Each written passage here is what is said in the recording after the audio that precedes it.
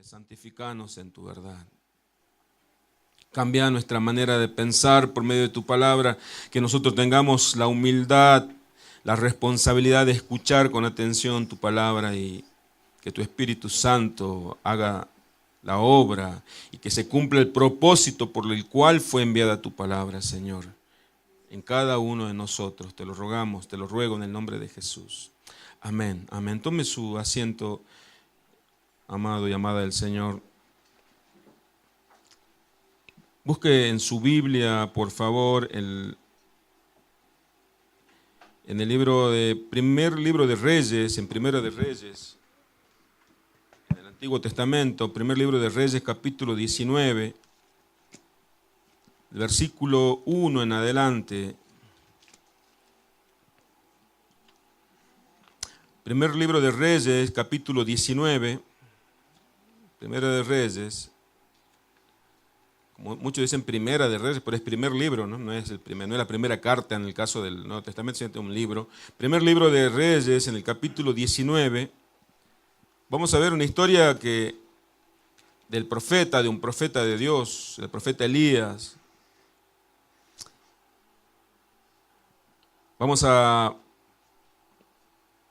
Por la gracia del Señor, vamos a aprender hoy muchas cosas. El día miércoles en la reunión de estudios estábamos viendo, ya lo encontró, Primero de Reyes 19, versículo 1, a modo de introducción. Le quiero contar algo que tiene que ver y está relacionado con el tema de hoy también. El día miércoles vimos por qué el salmista Asaf, en el Salmo 73, él altercaba con Dios. Y él le cuestionaba a Dios el porqué de muchas cosas. Le cuestionaba a Dios por qué los impíos prosperaban, por qué los impíos no sufrían como él lo hacía. Y él dice que llegó a envidiar a esos impíos. Dice la Escritura que él llegó a sentir envidia por los impíos, por aquellos que no temían a Dios. Y esa envidia llevó a que la fe en Dios, ese Dios que él conocía porque él era un adorador a Dios, Asaf. Esa envidia ahogó la fe por un momento y llegó a preguntarse: para eso me he guardado tanto, para eso me he reservado tanto para Dios, para eso me he guardado en santidad para Dios, si al final pareciera que Dios se olvidó de mí. Pero dice que él luego entró al santuario de Dios, entró a la presencia de Dios y Dios le reveló el fin del impío y el fin del justo. Ella entendió que no había nada en la tierra que le interesara, no había nada en la tierra que él anhelara. Él anhelaba estar con Dios, él anhelaba las cosas de Dios, y por eso en Colosenses 3 dice que tenemos que poner nuestra mirada en las cosas de arriba. Pero hoy vamos a ver el tema del profeta Elías, que está muy relacionado con lo que acabo de decirle. Primero de Reyes, capítulo 19, versículo 1 en adelante. Dice: Acab dio a Jezabel la nueva de todo lo que Elías había hecho y de cómo había matado a espada a todos los profetas. Entonces envió Jezabel a Elías un mensajero diciendo: así me hagan los dioses y aún me añadan, si mañana a estas horas yo no he puesto tu persona como la de uno de ellos. Viendo pues el peligro, se levantó y se fue para salvar su vida. Dice: y vino a Beerseba, que está en Judá, y dejó allí a su criado. Y él se fue por el desierto un día de camino, y vino y se sentó debajo de un enebro, y deseando morirse, dijo: basta ya, oh Jehová, quítame la vida, pues no soy mejor que mis padres. Y echándose debajo del enebro se quedó dormido, y aquí luego un ángel le tocó y le dijo: levántate, come. Entonces él miró, y aquí a su cabecera una torta cocida sobre las ascuas y una vasija de agua, y comió y bebió. Y volvió a dormirse, y volviendo el ángel de Jehová la segunda vez le tocó, diciendo: levántate y come, porque largo camino te resta. El versículo 8 voy a leer a continuación. Se levantó pues y comió y bebió, y fortaleció con aquella comida Dice, caminó, ¿cuánto? 40 días y 40 noches hasta Horeb, el monte de Dios. Versículo 9. Y allí se metió en una cueva donde pasó la noche, y vino a él palabra de Jehová, el cual le dijo, ¿qué haces aquí, Elías? Él respondió, he sentido un vivo celo por Jehová, Dios de los ejércitos, porque los hijos de Israel han dejado tu pacto, han derribado tus altares y han matado a espada a tus profetas. Y solo yo he quedado y me buscan para quitarme la vida. Versículo 11 voy a leer a continuación. Él le dijo, sal fuera y ponte en el monte delante de Jehová, y aquí que Jehová pasaba y un grande y poderoso viento que rompía los montes y quebraba las peñas delante de Jehová, pero Jehová no estaba en el viento. Y tras el viento un terremoto, pero Jehová no estaba en el terremoto. Versículo 12 dice así, y tras el terremoto un fuego, pero Jehová no estaba en el fuego. Tras el fuego un silbo apacible y delicado. Y cuando lo oyó, Elías cubrió su rostro con su manto, y salió y se puso a la puerta de la cueva, y he aquí que vino a él una voz diciendo, ¿qué haces aquí, Elías? Por segunda vez. El versículo 14, él respondió, he sentido un vivo celo por Jehová, el Dios de los ejércitos, porque los hijos de Israel han dejado tu pacto y han derribado tus altares y han matado a espada a tus profetas. Y solo yo he quedado y me buscan para quitarme la vida. Versículo 15. Y le dijo Jehová, ve y vuélvete por el camino, por el desierto de Damasco, y llegarás y ungirás a Hazael o a Asael por el rey de Siria, y a Jehú, hijo de Nimsi, ungirás por rey sobre Israel, y a Eliseo, hijo de Safat, de Abel Meolá, ungirás para que sea profeta en tu lugar. Y el que escapare de la espada de Hazael, Jehú lo matará, y el que escapare de la espada de Jehú, Eliseo lo matará. 18, el último. Y yo haré que queden en Israel 7,000 cuyas rodillas no se doblaron ante Baal, cuya boca no lo besaron. Bien. Primero, luego de leer la historia, el pasaje que acabamos de leer, pero de leer la historia de Elías, en este caso el profeta de Dios, vemos que no fue fácil para Elías mantenerse fiel a Dios. Elías venía, comienza el capítulo 19 contando que Acab, el rey de Israel, tenía por esposa a Jezabel. Para los que no conocen, Jezabel era una sacerdotisa de Baal, o sea, del diablo, adoradora del diablo, sacerdotisa. Y Acab era el rey de Israel, pero Acab era influenciado por su esposa Jezabel. La que reinaba en Israel era Jezabel, aunque el rey era Acab. La que reinaba era la esposa de Acab, porque ella daba las órdenes. Uno puede ver en la Biblia cuando Jezabel mandó a matar a una persona porque no le quería vender una viña y lo mandó a matar, la viña de Nabot. Pero Elías convocó a todo el pueblo, en el capítulo 18, Elías convocó a todo el pueblo de Israel al pie del monte Carmelo y, para hacer breve la historia un poco, y hizo un altar y les dijo a los profetas de Baal, si Baal era Dios, el pueblo de Israel estaba de testigo, todo el pueblo de Israel, porque Israel estaba en dos caminos, dice, entre Baal y Jehová, entre el diablo y Dios, no sabían con quién quedarse. Entonces, si aquel Dios que haga descender fuego del cielo es en verdadero Dios, y a él adórenle, dijo Elías. Y Dios hizo descender fuego del cielo y consumió todo lo que había en el altar que construyó Elías, cuando Baal no hizo descender nada de fuego y no hay ninguna demostración de poder.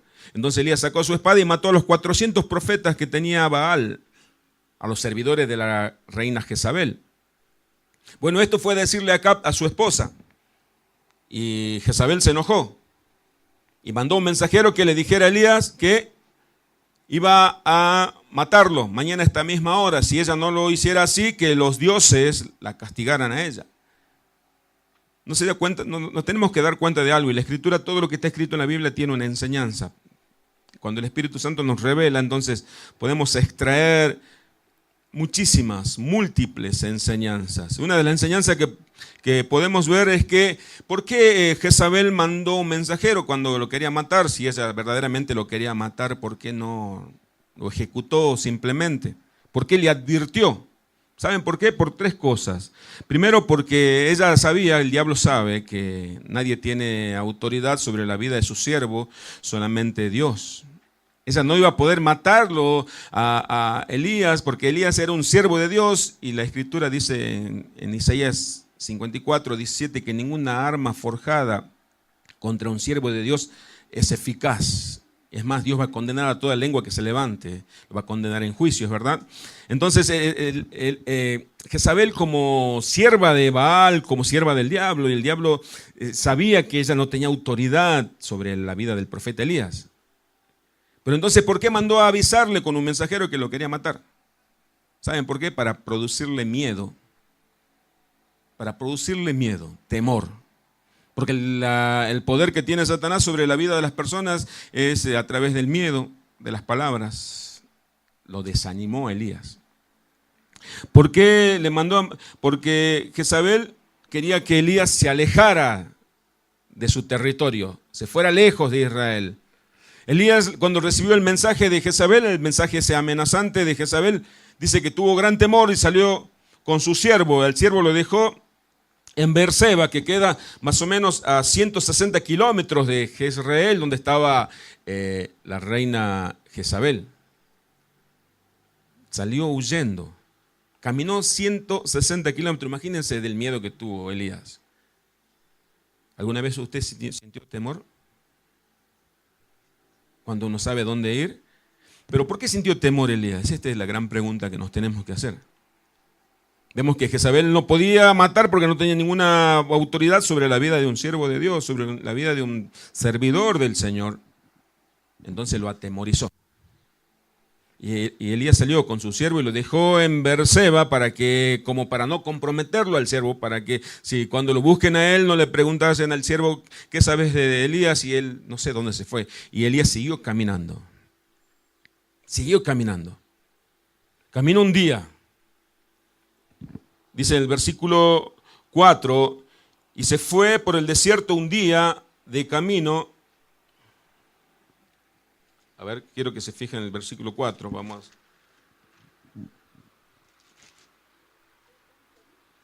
Y vino y se sentó debajo de un enebro, y deseando morir se dijo: basta ya, oh Jehová, quítame la vida, pues no soy mejor que mis padres. Elías se sintió atemorizado, pero la pregunta, antes de ir al versículo 4, la pregunta que nos hicimos es: ¿por qué Elías sintió tanto miedo? Elías sintió miedo porque se sintió desilusionado, desesperanzado. ¿Saben por qué? Porque él pensaba, eso es el problema que tenemos nosotros también, cuando nosotros razonamos según nuestro entendimiento y no según y de acuerdo a la voluntad de Dios, no es compatible nuestro entendimiento, como Dios le dijo a Isaías: mis pensamientos son mucho más altos que tus pensamientos. Elías se sintió desesperanzado y desilusionado porque él pensaba que cuando vio que él pudo matar a los 400 profetas de Baal, el gobierno de Jezabel iba a quedar debilitado y iba a sentirse como Jezabel se iba a arrepentir de todo el mal y quizás hasta ella también iba a adorar a Dios. ¿No le pasó a usted que cuando usted cree que las cosas van a salir de acuerdo a su parecer, y cuando las cosas salen de manera diferente, usted se pregunta, ¿qué pasó? ¿Dónde está Dios? ¿Dónde quedó Dios? ¿Por qué Dios me abandonó? O sea, Elías pensaba que con esa gran muerte de los profetas, de los 400. Pásame el otro micrófono.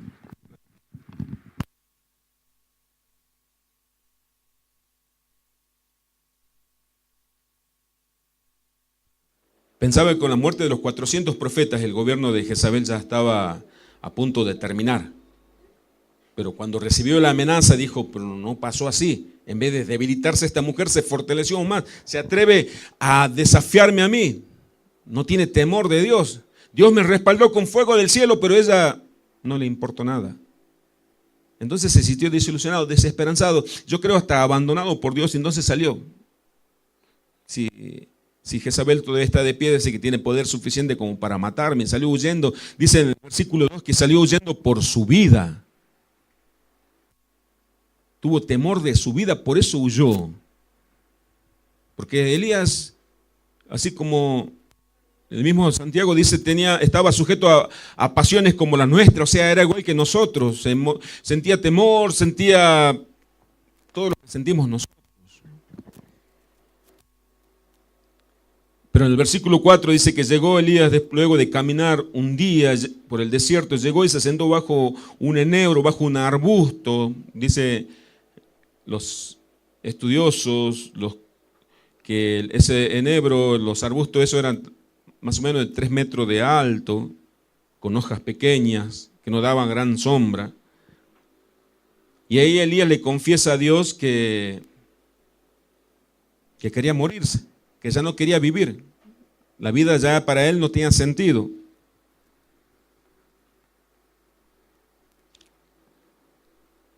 Elías ya no quería vivir y le dice a Dios, quítame la vida, Señor. Elías empieza a dudar de sus propias esperanzas, atemorizado pierde la fe y el valor y se pone al borde de la desesperación y de la depresión. En la crisis pierde el deseo de vivir. Le estaba diciendo a Dios, Elías, en esa confesión, Señor, me siento solo. ¿Para qué seguir luchando? ¿Para qué seguir luchando si todo lo que hago no sirve de nada? Yo quiero que pensemos un poquito y nos pongamos en esa situación. Ninguno de los que estamos acá vio descender fuego del cielo y que se consuma un sacrificio, y ninguno agarró una espada y mató a 400 profetas del diablo. Elías sí lo hizo con sus propias manos. Dios le dio ese valor, esa fortaleza. Elías estaba cansado, seguramente muy emocionado y muy alegre, muy contento porque Dios le había respaldado. Y luego recibe esa noticia. ¿Nunca le pasó que usted cuando se siente, parece que está en el tercer cielo, recibe una noticia y desciende hasta el subsuelo, se deprime y dice, ¿y Dios dónde quedó?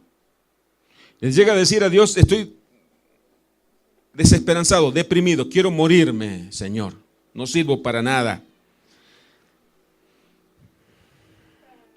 ¿No se acuerda, no le hace recordar esto que cuando Pedro le dijo a Jesucristo, Señor, yo no voy a permitir que nadie venga por tu vida, es más, si es necesario yo voy a ir preso por vos, Señor? ¿Se acuerda de Pedro o no? ¿Qué más le dice Pedro? Dice, Señor, si es necesario voy a dar mi vida. Yo me imagino a los otros discípulos diciéndole, Pedro, qué valiente que sos. ¿Sabe lo que pasó con el mismo Pedro? ¿Qué tiene que ver Pedro con Elías? Quizás se está preguntando. Porque después Pedro, cuando Jesús fue arrestado, una mujer le dijo, Pedro, esta persona, le dijo, dirigiéndose a Pedro, esta persona, este hombre, es seguidor de Jesús. Y Pedro tuvo miedo ante la acusación de una mujer también. Y dijo, no, yo no lo conozco a Jesús. No sé quién es él. Sí, vos sos un discípulo de él. No, yo no soy un discípulo de él. Y comenzó a maldecir Pedro. Dice. Elías también tuvo miedo de una mujer. No es que estoy hablando nada en contra de las mujeres, sino cómo hace Dios las cosas que nosotros a veces pensamos que nos podemos llevar el mundo por delante. Y una mujer que es débil, no tiene fortaleza física, puede hacernos entrar en temor. Esto es porque Dios lo permite. Y Dios permitió que Elías se sintiera así. Y Dios permitió que Elías pudiera sacar todo lo que había en su corazón. Versículo 4, entonces Elías le confiesa a Dios que ya no quiere vivir. Nos hace acordar a Pedro. Pero también Elías, esa soledad que se sentía Elías, hizo que se olvidara de la fidelidad de Dios. Versículo 5 dice, y echándose debajo del enebro se quedó a dormir, y aquí luego un ángel le tocó y le dijo, levántate y come. Entonces él miró aquí a su cabecera una torta cocida sobre las ascuas y una vasija de agua, y comió y bebió y volvió a dormirse. Y volviendo el ángel de Jehová, la segunda vez le tocó diciendo: levántate y come, porque el largo camino te resta. Se levantó y comió y bebió, y fortalecido con aquella comida caminó 40 días y 40 noches hasta Horeb, el monte de Dios. Qué comida más nutritiva para que lo fortaleciera para caminar 40 días. Dice que Elías caminó el doble del tiempo que le hubiese llevado caminar hasta esa distancia. El doble del tiempo, no sé. Dice 40 días, 40, usted sabe que es un día, un número de proceso, ¿no? 40 días estuvo Jesucristo en el desierto, 40 días fueron los que caminó Elías, 40 años fueron los que estuvo el pueblo de Israel en el desierto, 40 años fue lo que estuvo Moisés antes de ser el libertador de Israel en el desierto también. 40 es un número de proceso, es un número en que Dios lo procesó. En esos 40 días que caminó Elías, Dios trabajó con el corazón, con la vida del profeta Elías. Dice en el versículo, quedamos en el versículo 8, ¿verdad? 9, y allí, yo quiero que fije su mirada en el versículo 9, por favor. Y allí se metió en una cueva donde pasó la noche, y vino a él palabra de Jehová, el cual le dijo: ¿qué haces aquí, Elías? ¿Qué haces aquí, Elías? Versículo 9.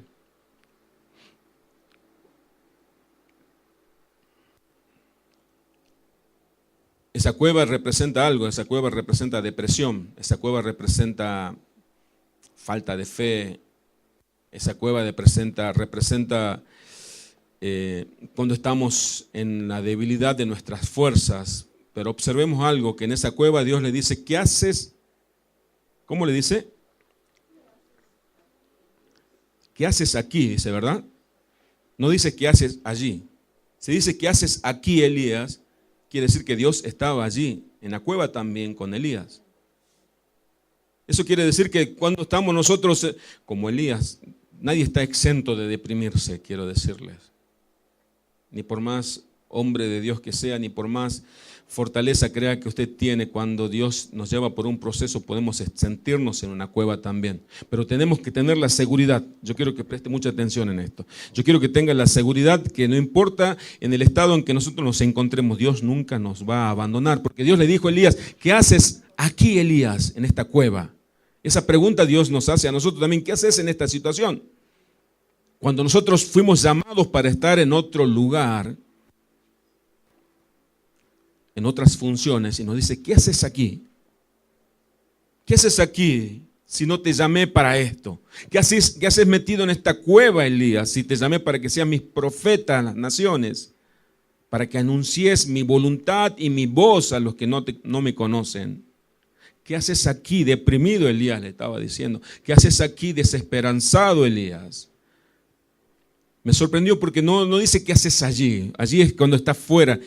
Toma una distancia de la otra persona, de la persona a la cual está hablando. Pero Dios le dice: ¿qué haces aquí en este lugar conmigo, Elías? Dios lo acompañó a Elías aún en la cueva, pero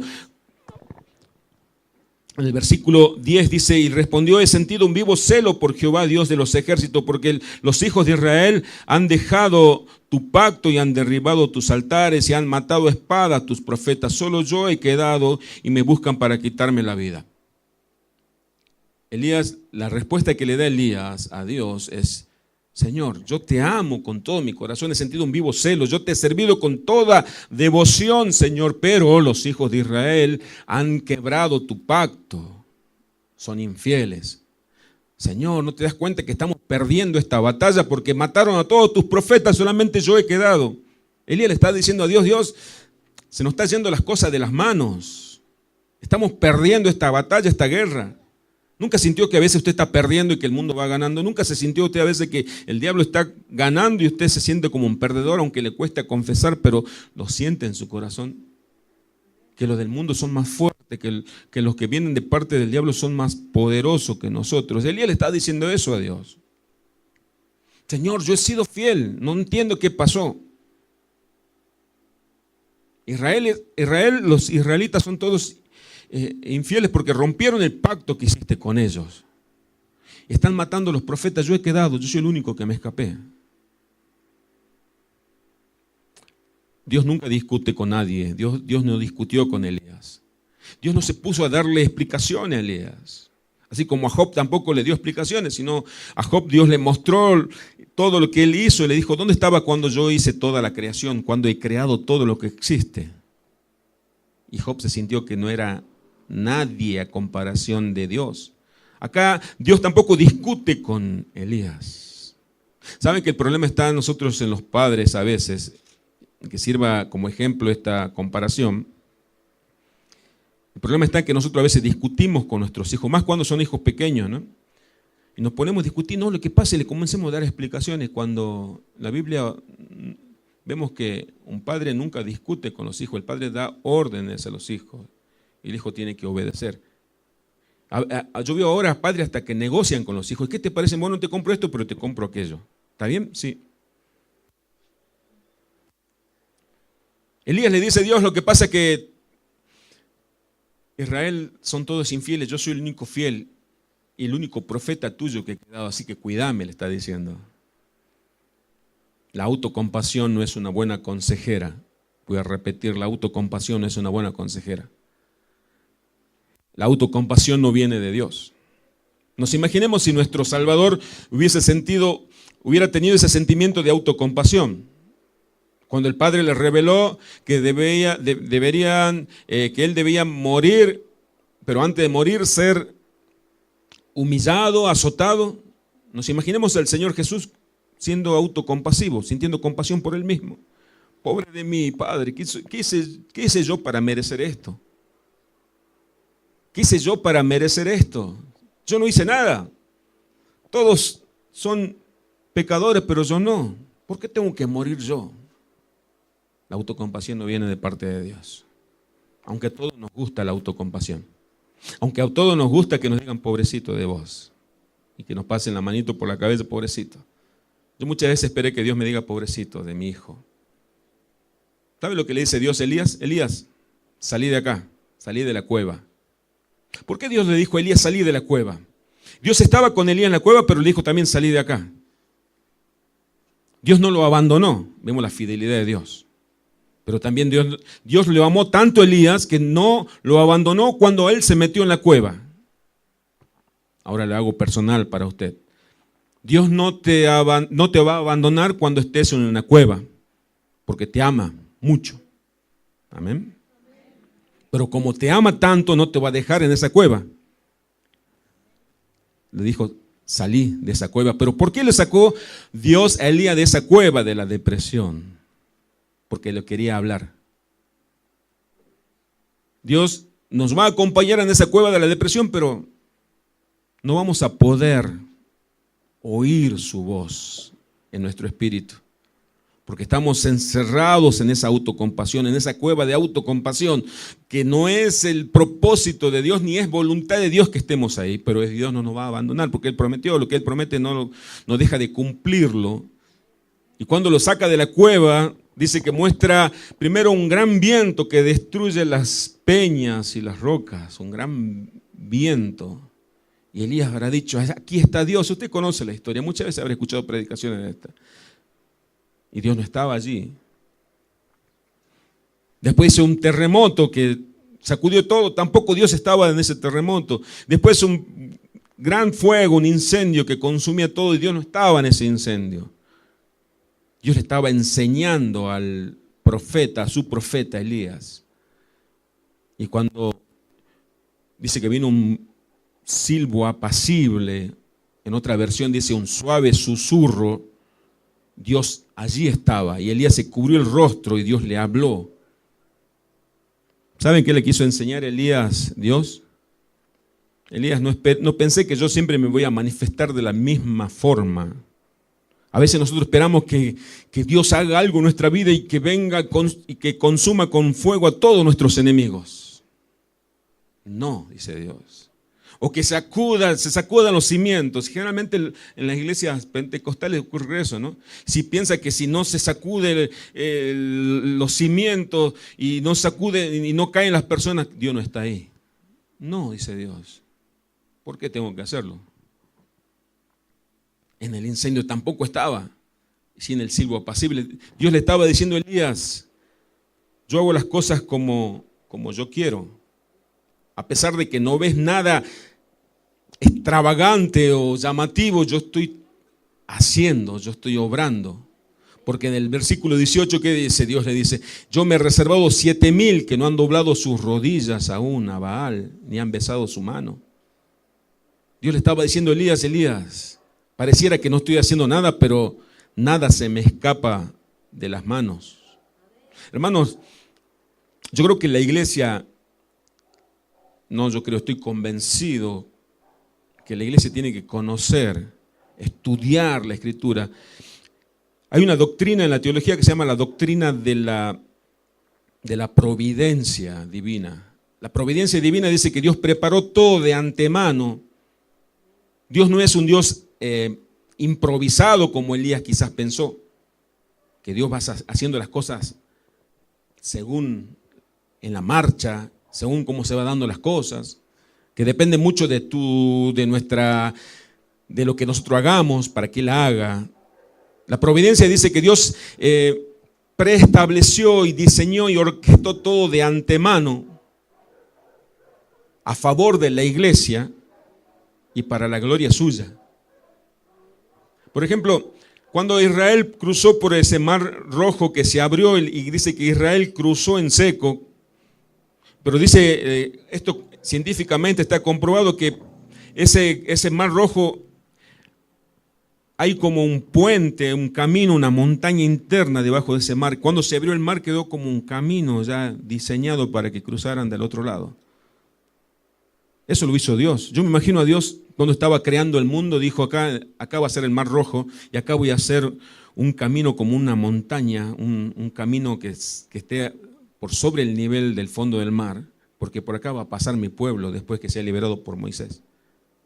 Eso habla de la providencia de Dios, eso habla de lo que dijo Jesús. ¿Por qué se preocupan ustedes si nada ocurre fuera de la voluntad de mi Padre? Ni un pelo de sus cabezas cae si no es voluntad del Padre, ni un gorrioncito muere si no es voluntad del Padre, ni una hoja de un árbol cae si no es voluntad del Padre. O sea, todo lo que ocurre en el universo ocurre bajo la aprobación y en la voluntad de Dios. La providencia divina habla de eso.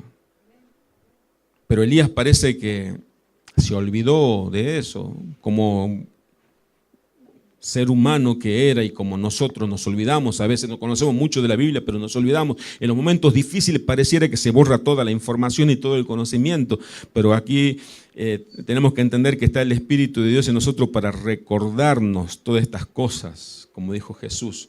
Y Elías pensaba que Dios se tenía que mover en el fuego, en el incendio, en algo espectacular, y Dios le habló en un susurro suave.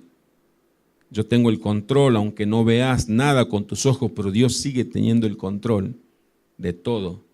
Y le reveló su plan. Dios a Elías le dijo, tengo reservados 7,000 fieles a mí. No sos el único, Elías, no te sientas el único. A veces sentirnos los únicos, yo soy el único fiel, yo soy el único que te sirve, yo soy el... No.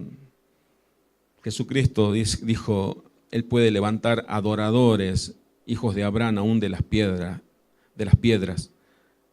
Estamos delante de un Dios soberano, no de un Dios improvisado, de un Dios que toda la sabiduría es suya, no delante de un Dios humano que se le escapan las cosas de su lugar, de sus manos. Ya para terminar quiero decirle algo más.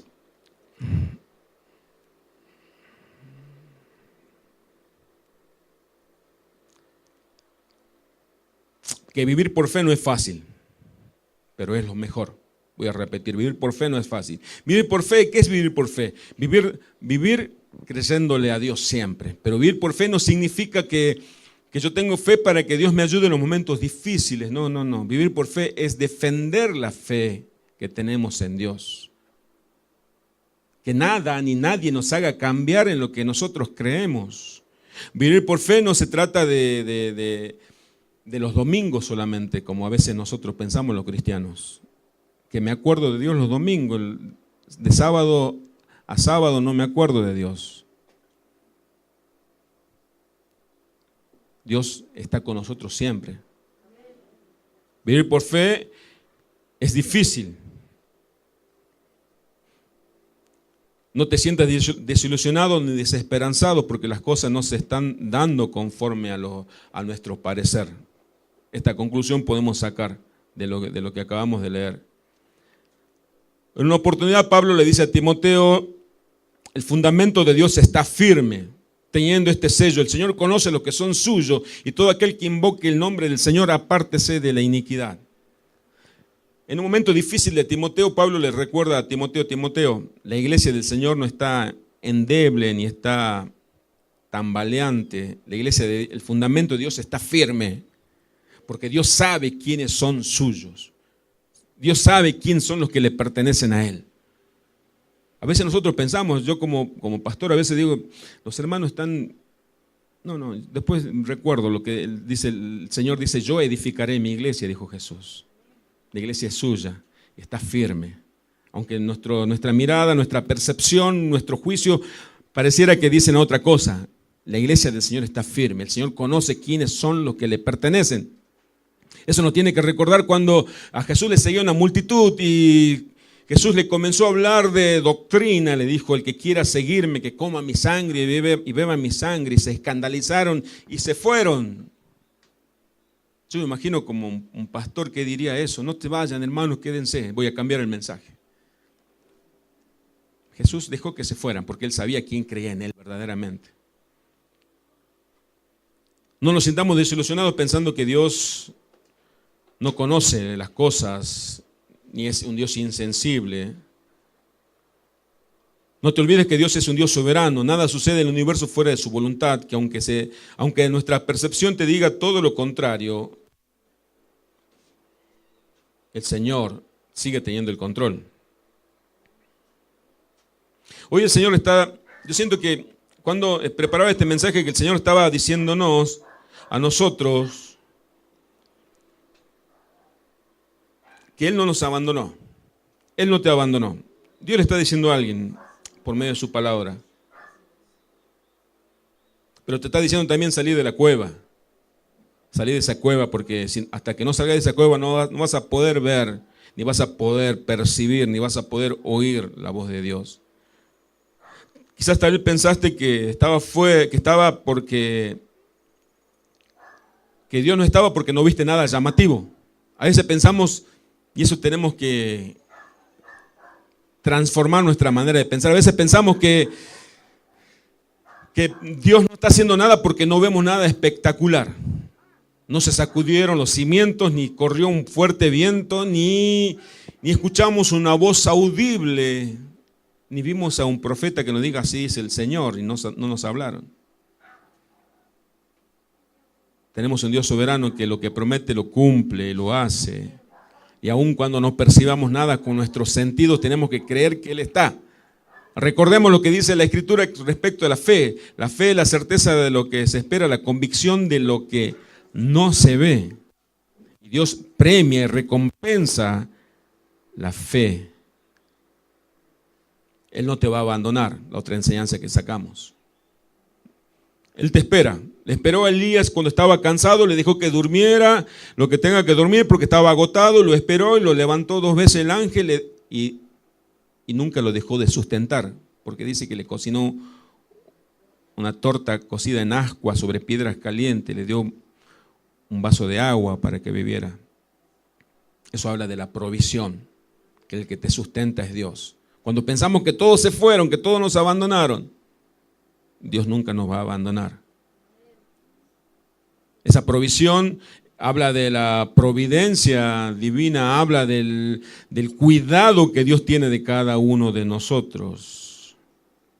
Cuando pensamos que estamos solos, cuando pensamos que todos se fueron, Dios está con nosotros. Pero también la enseñanza que le dije anteriormente, la quiero rescatar ahora, es que Él te ama demasiado como para dejarte encerrado en esa cueva de la autocompasión o de la depresión. Él te quiere sacar y te quiere revelar lo que va a hacer. Porque después Dios le reveló a Elías todo lo que iba a hacer. Dijo, no se va a escapar de mi mano Acab ni Jezabel, porque yo ya he preparado todo, dice Dios. Y también he preparado quién te va a reemplazar, le dijo Dios. Le estaba diciendo Elías, no discutió nunca con Elías. No le dijo, por favor, Elías, quédate. Ya hay un reemplazante para vos, Elías, también. Hermanos, si hoy nos toca a nosotros tener el privilegio de servirle a Dios. No pensemos que somos los únicos. Si yo no predico, ¿quién va a predicar? Dios tiene preparado muchos. Tenemos un Dios todopoderoso que no necesita de nosotros. Nosotros somos los necesitados de Él. Dios le dijo a Elías, tengo preparado tu reemplazante, Eliseo. No se va a escapar acá. Voy a ejecutar mi justicia sobre la vida de Acab, de Jezabel y toda su casa. Les decía al comienzo y me quedé, que defender la fe cristiana no se trata de venir los domingos solamente. Se trata de vivir todos los días, de dar muestra de que nuestra conducta, de que nuestra fe sea un estilo de vida. No es fácil.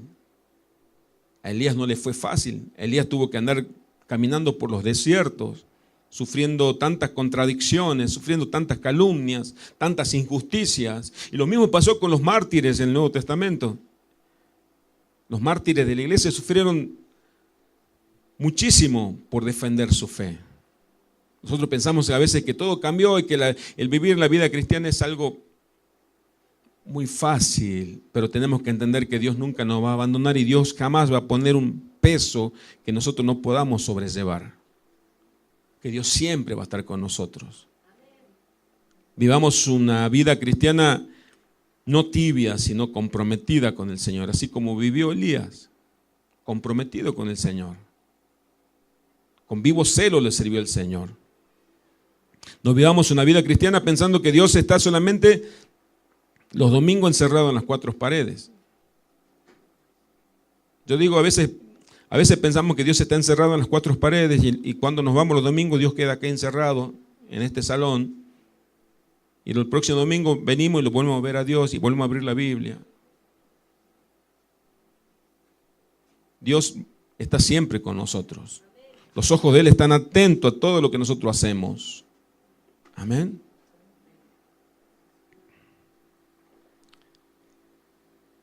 Vamos a orar.